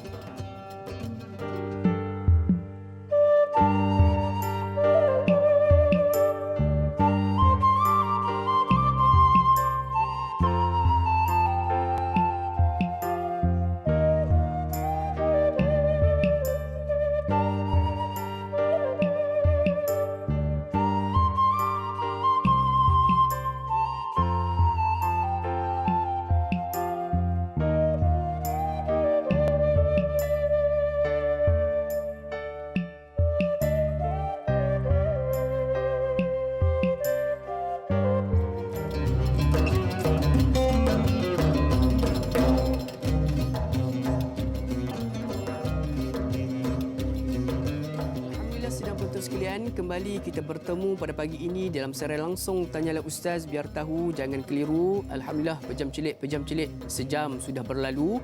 Mudah-mudahan dalam tempoh sejam kita bersiaran langsung pada pagi ini banyak input-input yang baharu, ilmu-ilmu yang mampu untuk kita terapkan di dalam kehidupan kita dapat kita perolehi, dan insya-Allah mudah-mudahan ini menjadi salah satu saham kita bila mana kita bertemu dengan Allah Subhanahu Wa Taala kelak. Insya-Allah kita dapat ilmu pada pagi ini, kita kongsikan dengan sahabat-sahabat yang lain. Ini yang akan menjadi jariah kita sepanjang kita hidup, dan juga sekiranya kita sudah meninggal dunia, ada orang yang meneruskan legasi ilmu yang kita dapat, yang kita sampaikan, yang kita kongsikan, maka ia menjadikan salah satu saham pahala buat kita walaupun kita sudah tiada di atas muka bumi Allah SWT ini, insya-Allah. Jadi selepas itu sekalian, sekali lagi saya wawarkan sekiranya ada sebarang persoalan yang ingin diajukan kepada kami, seperti biasa boleh untuk hubungi kami secara terus di talian yang tertera di kaca televisyen sidang penonton sekalian, insya-Allah. Jadi jom sama-sama kita nak meraihkan lagi banyak lagi persoalan yang sedang menanti jawapannya Ustaz, dan nak raikan yang persoalan berikutnya iaitu daripada Facebook kita, daripada Puan Qasih Nurul Shah.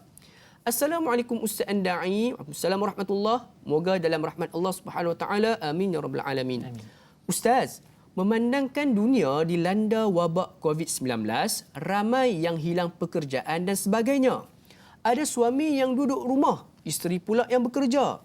Adakah berdosa isteri yang mencari nafkah sedangkan suami duduk di rumah tanpa berusaha untuk mencari pekerjaan yang lain? Mohon pencerahan Ustaz. Terima kasih Ustaz. Saya rasa banyak yang berlaku kes-kes begini. Bagaimana pandangan Ustaz? Silakan.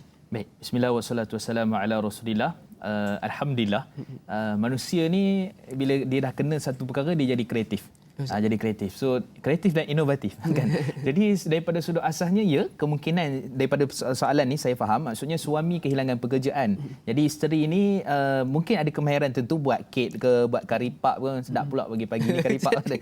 Buat apa-apalah. Jadi pada waktu tu boleh membantu dan maksudnya memberikan apa kita kata sebagai gaji ataupun sumbangan ataupun kita ada perolehan lah daripada sumber menjual barang-barang tadi ataupun kuih-kuih dan sebagainya. Jadi daripada sudut asasnya, pertama, kalau suami berusaha sungguh-sungguh, memang dah usaha dah sungguh, cuma menanti pekerjaan, menanti sekian-sekian, maka pada waktu tu tak ada masalah untuk saling membantu. Cuma yang lebih terbaik yang digariskan oleh syarak, terpulang pada isteri. Kalau isteri kata, bang, ini 200 ni beli makanan hari ni, semua ni pinjam hutang, kira hutang. Dan wajib untuk suami membayar hutang tu, sebab pertama sekali, kenapa? Kerana nafkah itu daripada suami. Nafkah pada suami. Akan tetapi sekarang ni keadaan telah pun bertukar, dan kalau isteri kata tak apa bang, saya redha, yang ni kira hadiah contohnya, maka yang tu dia tak terbabit dengan hutang. Kalau ada isteri macam tu dekat luar, Alhamdulillah. Tapi kalau isteri kata bang, kira hutang, hutanglah, masuklah buku jangan 355, tulis dekat telefon, tulis dekat note tu, hutang dengan isteri 300 pada apa? Pada 5 bulan Ogos contohnya. So waktu tu masuk hutang. Okey, tapi kalau si suami ni memang jenis lantaklah, biarlah tak ada pekerjaan, isteri ada contohnya, simpanan pun ada sikit-sikit lagi, dia tak ada usaha, maka pada waktu tu dia maksudnya berdosa daripada sudut apa? Tidak menyempurnakan nafkah kepada isterinya dan juga anak-anaknya. Sebab tu Allah Subhanahu Wa Taala sebut dalam surah Tahrim ayat yang ke-7, liyunfiq zu sa'atan min sa'atih. Maka kamu hendaklah memberikan nafkah kepada isteri kamu dan di bawah tanggungan kamu sekadar mana yang kamu mampu. Maksud beri nafkah tu Allah perintahkan. Jadi beri nafkah tu telah ijma' di kalangan para ulama. Ijma' di sini maksudnya apa? kesepakatan di kalangan para ulama selepas wafat Nabi sallallahu alaihi wasallam pada perkara agama, khususnya hukum tadi tu, maka pada waktu tu dia disepakati. Dan dalam hadis riwayat Imam Tirmizi, hadis yang sahih, kata Nabi sallallahu alaihi wasallam, bila kamu telah pun berakad, maksudnya kamu telah berkahwin, maka isteri kamu adalah amanah. Isteri kamu adalah amanah, dan amanah itu apa dia? Amanah itu dengan memberi makannya, minumnya, pakaiannya dan perkara-perkara yang berkaitan yang telah diletakkan oleh syarak.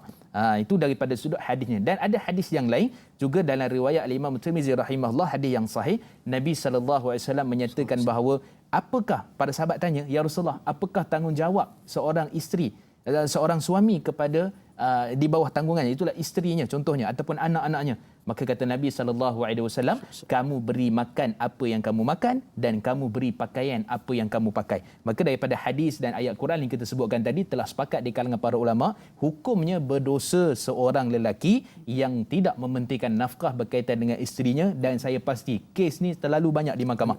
Di mahkamah syariah, di Selangor, di wilayah. Isu apa? Suami malah bekerja. Suami tak tak melunaskan nafkah yang sepatutnya. Dan ada pula dia cerdik. Bila dia tak kerja, dia kata dia kena COVID lah, kena apa semua, dia minta bantuan zakat.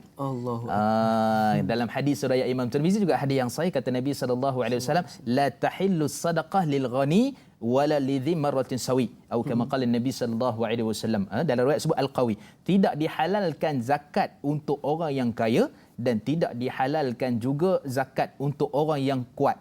Yang kuat maksud yang boleh bekerja ataupun dia malas nak bekerja tapi dia pohon zakat, maka pada waktu tu kalau dia dapat sekalipun, sebab pusat zakat bila tengok semua memang ada kelayakan contohnya. Jadi bila dia dapat tu dengan sebab dia malas, dia ada kekuatan nak kerja, maka hukum dia dapat zakat itu adalah satu perkara yang haram. Sebab apa? Dia telah mengambil hak orang lain padahal dia boleh lagi berusaha untuk meneruskan pekerjaan dia. Jadi suami di luar hati-hati. Maksudnya nafkah kat isteri, dekat anak ni kena buat betul-betul. Apa keadaan sekalipun kita fikir. Yang penting halal. Kalau katalah kena bawa Grab food contohnya, bawa tak apa, tak ada masalah. Kalau katalah contoh kena buat Grab car contohnya, bawa, tak ada masalah. Semua tu mudah-mudahan Allah Subhanahu Wa Taala tahu yang kita ada usaha untuk memberikan nafkah yang terbaik kepada isteri dan juga anak-anak kita. Jadi ni konsep ni kena faham secara jelas. Wallahu a'lam. InsyaAllah. Jadi Allah tak memandang kepada hasil, tapi Allah memandang pada usaha yang kita lakukan. Jadi Ustaz, apa menarik Ustaz katakan tadi tu, bila mana manusia diuji, ditimpa dengan kesusahan, mereka menjadi kreatif. Dan salah satu bentuk kreativiti yang tunjukkan oleh ramai masyarakat di luar sana pada hari ini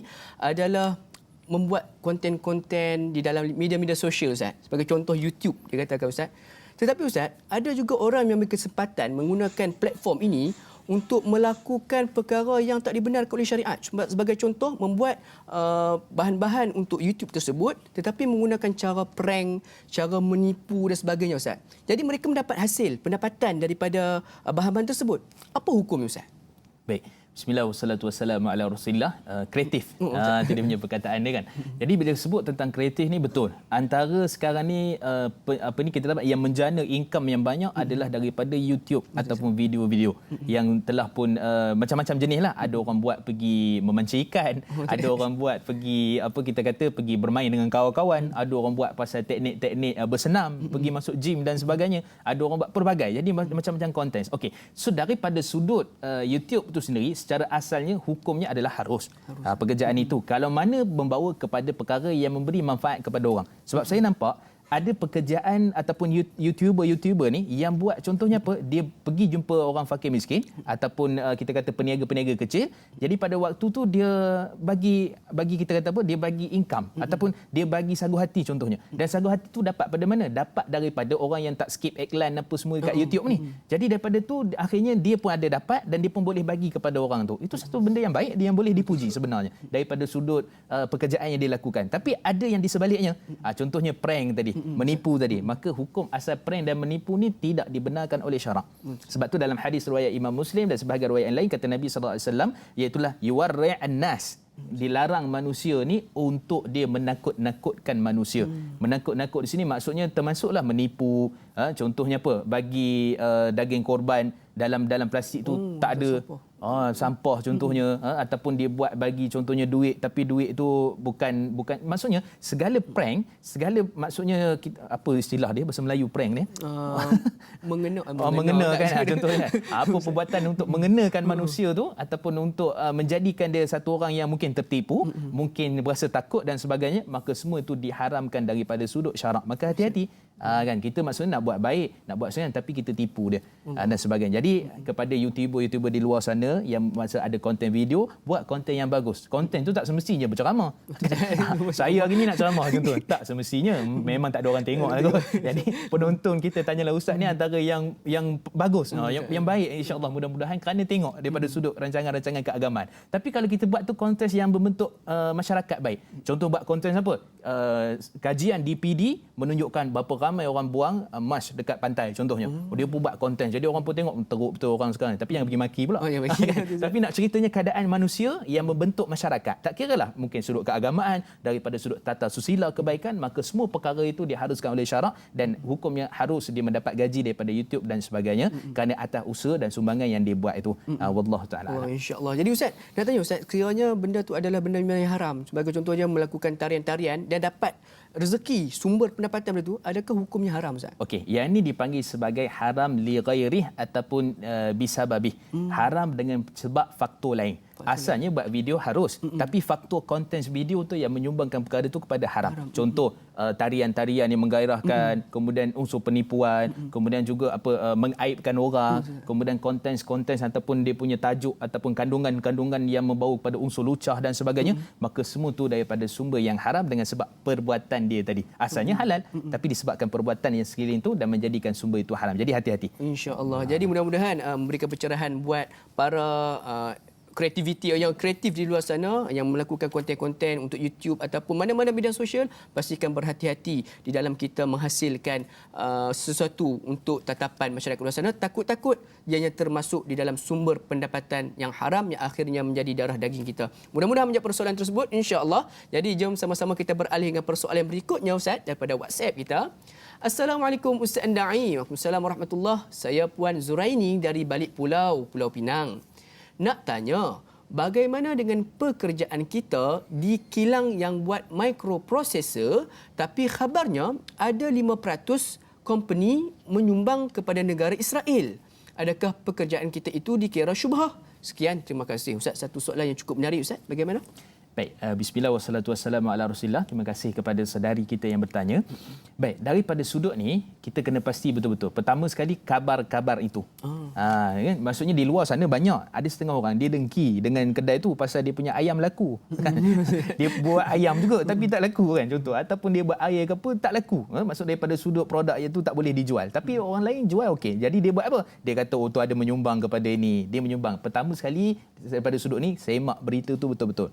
Syarikat kita ke, syarikat lain ke, ataupun tempat yang kita contoh nak isi minyak, nak beli makanan ataupun apa saja, kena semak dulu betul-betul. Kalau betul fakta tu menyumbang kepada contoh LGBT, contoh kepada perkara-perkara yang haram, contoh pada perkara-perkara yang mana tak dibenarkan oleh syarak, maka pada waktu itu kita tidak boleh terbabit dengan perkara itu. Sebab tu saya sebut tadi man adda ila haram fa huwa haram. Apa yang membawa wasilah kepada kesinambungan pergi pada puncanya haram, asalnya haram, maka hukumnya adalah haram daripada sudut syarak bila mana berbincang tentang isu ni. Akan tetapi kalaulah daripada sudut asasnya kita kata benda tu tak pasti, harus untuk kita bekerja terus, tak ada masalah. Tapi kalau kita betul-betul pasti, kita kena berhenti daripada melakukan pekerjaan itu. Tapi itulah kembali kepada berapa peratus, berapa persen tadi sumbangan ataupun apa. Kalau kita dapat berhenti terus, maka sebab itulah dalam hadis dalam riwayat Imam At-Tirmizi rahimahullah dan juga riwayat Imam Al-Bukhari, kata Nabi SAW, hadis yang maklum, kita sedia maklum, al-halalul bayyin wa haramul bayyin wal bainahuma umur mushtabihat. Halal tu jelas, haram itu jelas, di antaranya ada kesamaran. Kata Imam Ahmad, samar di sini maksud pertama, dia tak jelas sumber dia. Yang kedua, bercampur antara halal dan haram.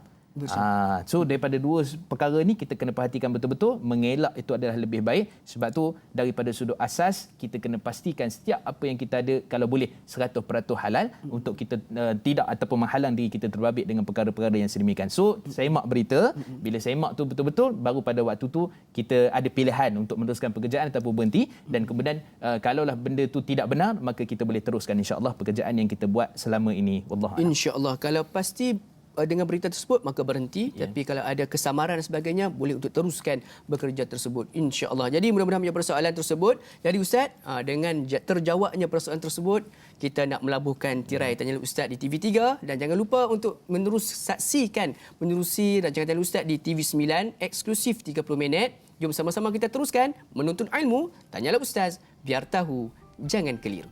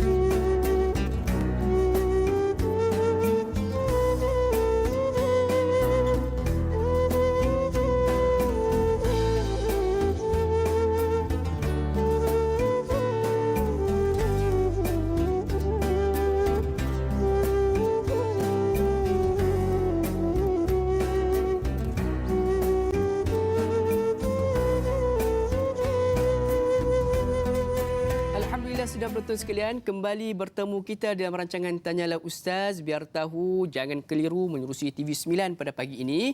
Mudah-mudahan pertemuan kita pada pagi ini sudah penonton sekalian membawa rahmat, membawa kebaikan dan juga membawa pengampunan Allah Subhanahu Wa Taala di atas dosa-dosa kita yang lalu. Jadi sudah penonton sekalian, bila mana kita berada di dalam majlis ilmu, salah satu perkara yang kita dianjurkan untuk membuatnya adalah dengan memperbanyakkan doa. Kerana berada di dalam majlis ilmu ini juga termasuk di dalam masa-masa mustajab doa. Jadi mungkin ada kalangan kita yang sakit, kita doa pada Allah agar diberikan kesihatan. Mungkin ada yang mengalami kesulitan kehidupan, kita berdoa agar Allah permudahkan dan sebagainya. Jadi insya-Allah sidang penonton sekalian, kita masih lagi membincangkan topik berkaitan dengan fiqh pekerjaan, sesuatu benda yang cukup penting untuk kita ambil perhatian sebab ianya berkait rapat dengan rezeki yang akan masuk ke dalam perut kita. Dan insya-Allah pada pagi ini banyak persoalan-persoalan yang telah diajukan kepada kami dan kita telah pun menerima jawapannya. Namun begitu, masih lagi banyak persoalan-persoalan yang menantikan jawapannya agar biar tahu, jangan keliru. Jadi sidang penonton sekalian, sekiranya ada sebarang persoalan yang ingin diajukan kepada kami, boleh untuk hubungi kami secara terus di talian bebas tol 1800 881677 ataupun boleh meninggalkan pesanan ringkas di talian WhatsApp kami di 011 1233 6480 ataupun boleh terus menerusi laman media sosial rasmi kami di Facebook Tanyalah Ustaz TV3. Kepada sidang penonton yang sedang menonton, menyaksikan menerusi live Facebook kita pada pagi ini, jangan lupa untuk melakukan sedekah yang paling mudah, iaitu dengan menekan butang kongsi agar kita mampu menyebarluaskan ilmu yang kita dapat pada pagi ini untuk kebaikan dan kemaslahatan kita bersama, insya-Allah. Jadi Ustaz, insya-Allah kita nak teruskan lagi dengan persoalan yang berikutnya menerusi talian WhatsApp kita. Assalamualaikum Ustaz Da'i. Waalaikumsalam warahmatullahi. Saya ingin bertanya, bagaimana pula jika majikan yang tidak membayar gaji pekerja?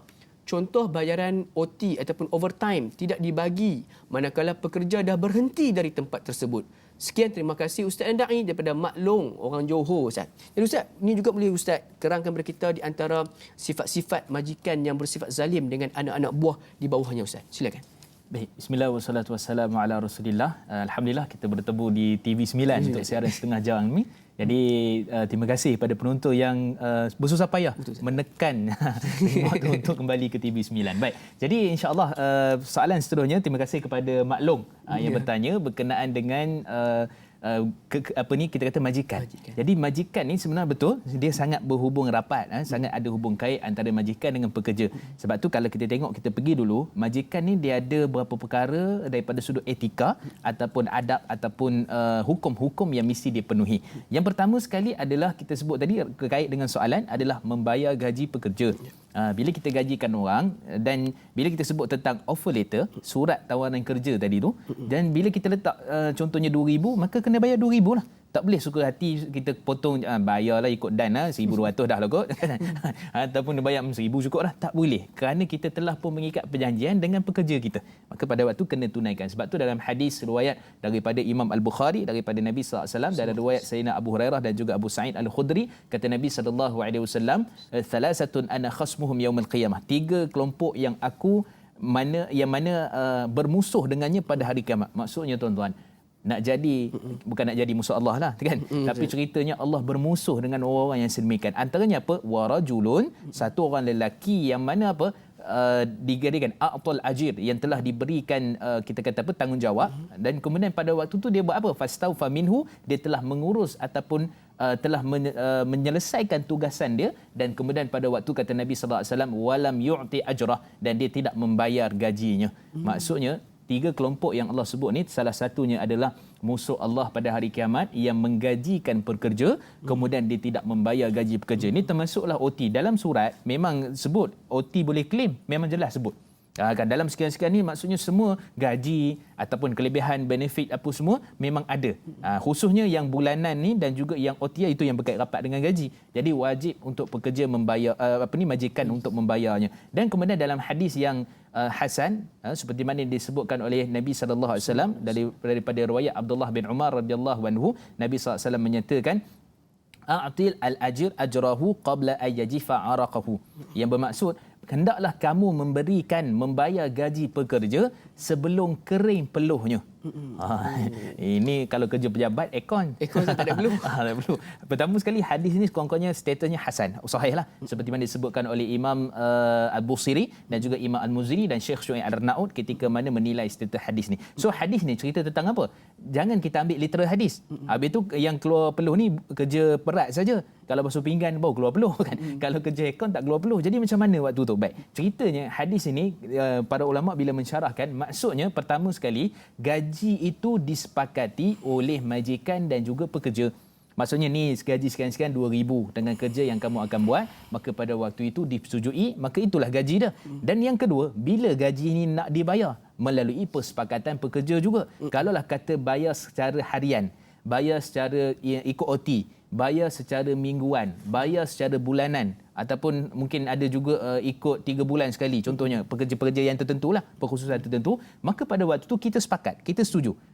Dia tak boleh ataupun tak termasuk dalam larangan hadis tadi. So hadis tadi ceritanya fokusnya adalah membayar gaji. Itu maksud dia. Jadi membayar gaji di sini itu sebab pada persoalan yang kita ditimbulkan tadi tu, maka kewajipan untuk majikan membayar gaji pekerja. Walaupun syarikat tu dah bankrupt, Tetap kena bayar. tetap kena bayar kerana itu adalah kewajipan dan juga surat tawaran yang kita telah setujui antara majikan dengan pekerja. Baik, itu yang pertama. Ustaz, kita nak hold dulu Ustaz. Ustaz baru ceritakan tentang bayar gaji sebab pada saat ini kita ada pemanggil talian. Jadi kita nak raikan. Assalamualaikum. Waalaikumsalam. Ya, siapa talian? Waalaikumsalam, Pak Yin Ustaz. Waalaikumsalam. Siapa talian? Saya Asrul dari Kelang, Selangor. Ya, Tuan Asrul, kita apa khabar? Alhamdulillah, insyaAllah. Alhamdulillah. Silakan dengan soalannya pagi ini, insyaAllah. Ustaz, saya nak bertanya tentang pendapatan saya lah. Okey. Kalau kita berhenti kerja tanpa notis, maksudnya kita cabut macam tu sajalah. Sedangkan company kita suruh kita berhenti, kalau nak berhenti kena letak notis. Tapi kita dapat gaji hujung bulan tu kita terus berhenti. Sebab alasannya kita tak tahan dengan majikan kerana bagi kita kerja luar pada skop seperti yang dijanjikan. Adakah kita punya gaji yang kita ambil tu tidak berapa baik, Ustaz? Okay, insyaAllah. Okay, terima kasih Tuan Asrul kita. Terima kasih. Okey, insyaAllah Ustaz, satu soalan yang menarik Ustaz berkaitan dengan berhenti tanpa notis dengan sebab majikan. Ini yang menarik ni, majikan yang menyuruh bekerja di luar skop Ustaz. Bagaimana Ustaz? Baik, bismillah wassalatu wassalamu ala Rasulillah. Terima kasih pada Tuan Hasrul yang bertanya pada waktu ini.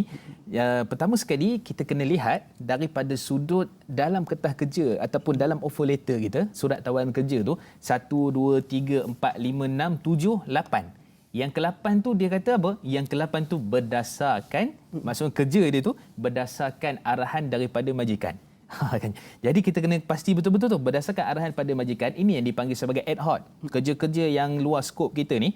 Dan kita kena ingat pertama sekali, kalau dah ada dalam surat tawaran seperti itu, maksudnya skop kerja kita tu memang satu kerja yang kita kena buat daripada sudut asalnya. Sebab apa? Dalam hadis yang diriwayatkan daripada Saidina Abdullah bin Amr dan juga riwayat sahabat yang lain dengan hadis sahih dalam riwayat Imam Muslim, kata Nabi SAW, wala tukallifuhum ma yaghlibuhum, dan janganlah kamu wahai majikan memberikan pekerjaan kepada pekerja kamu tu apa yang mereka tidak mampu.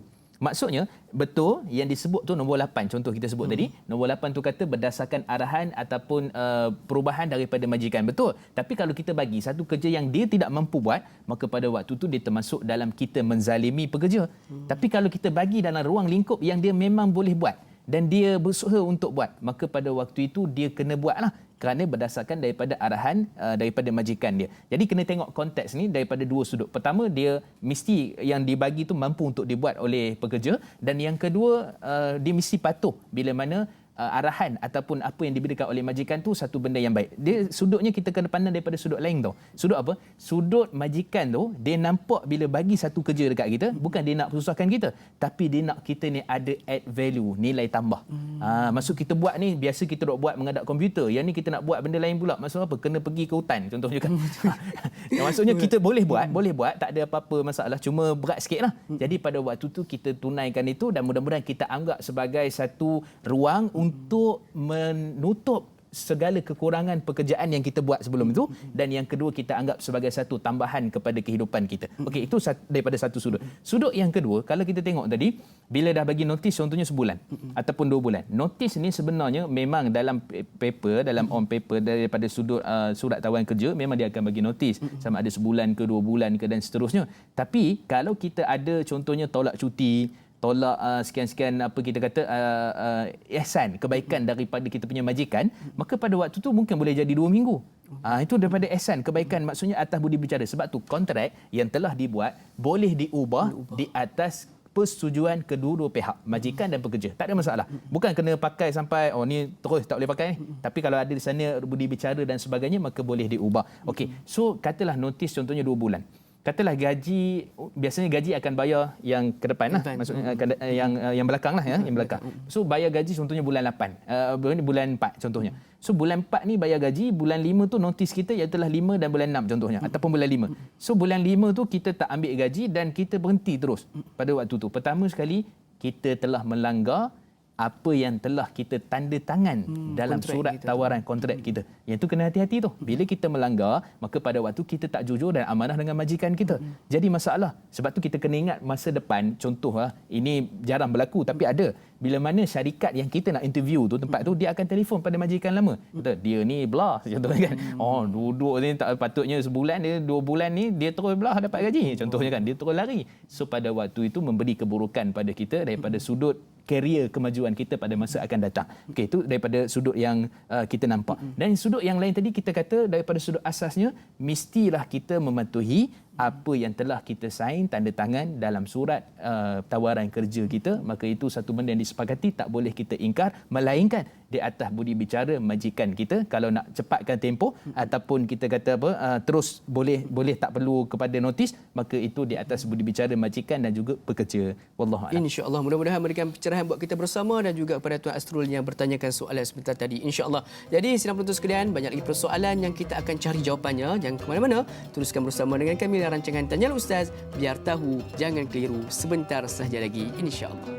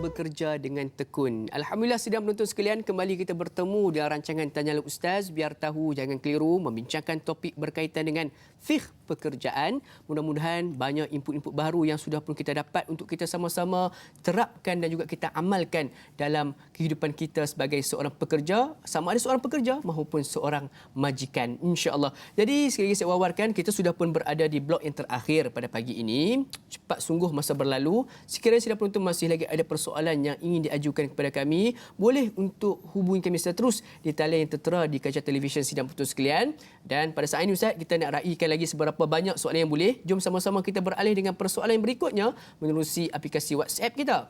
Assalamualaikum Ustaz Mustafar, Da'i Luqman, kru-kru TV3 dan TV9 yang bertugas. Waalaikumsalam warahmatullahi.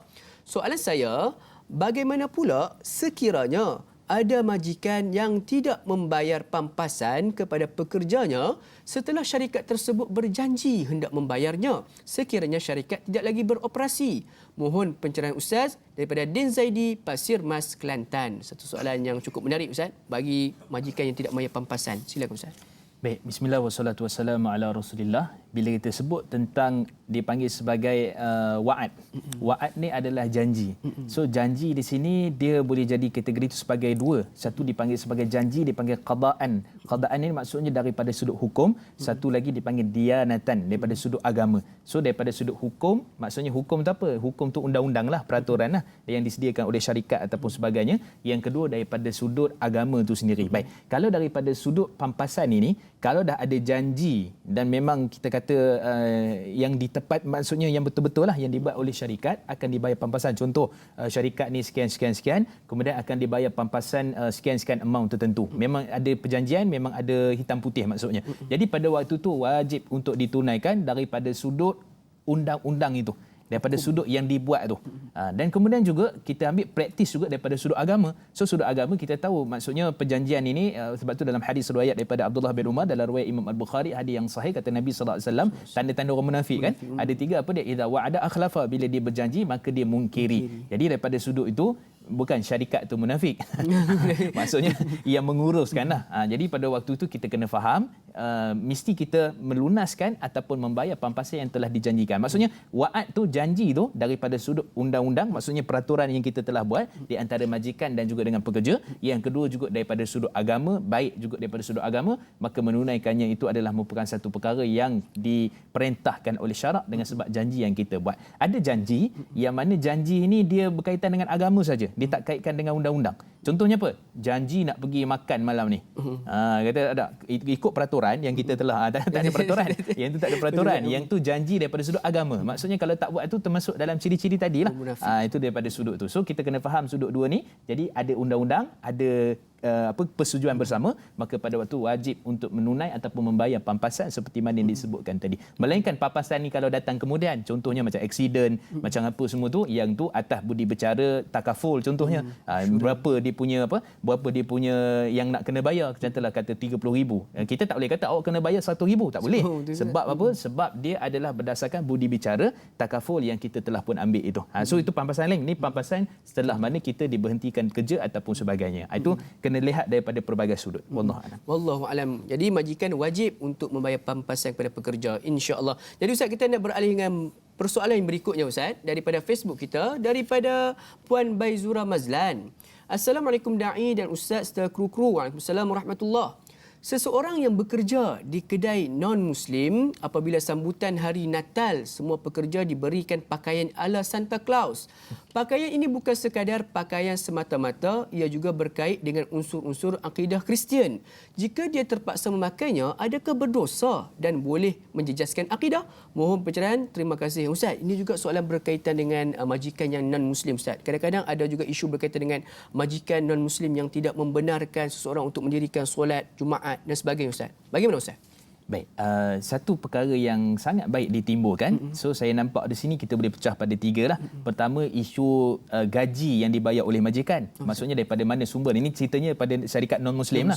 Yang kedua daripada sudut perintah-perintah tadi tu. Maksudnya kena pakai Santa Claus contohnya kan. Seperti soalan ataupun tak dibenarkan salat dan sebagainya. Dan kemudian daripada sudut yang ketiga, macam mana pula bila ada majlis-majlis keraian yang melibatkan arak ataupun apa, adakah majikan adakah pekerja perlu hadir ataupun sebagainya. Okey. So tiga-tiga ni kita rangkumkan. Pertama sekali, kita boleh tak bekerja dengan syarikat non-Muslim?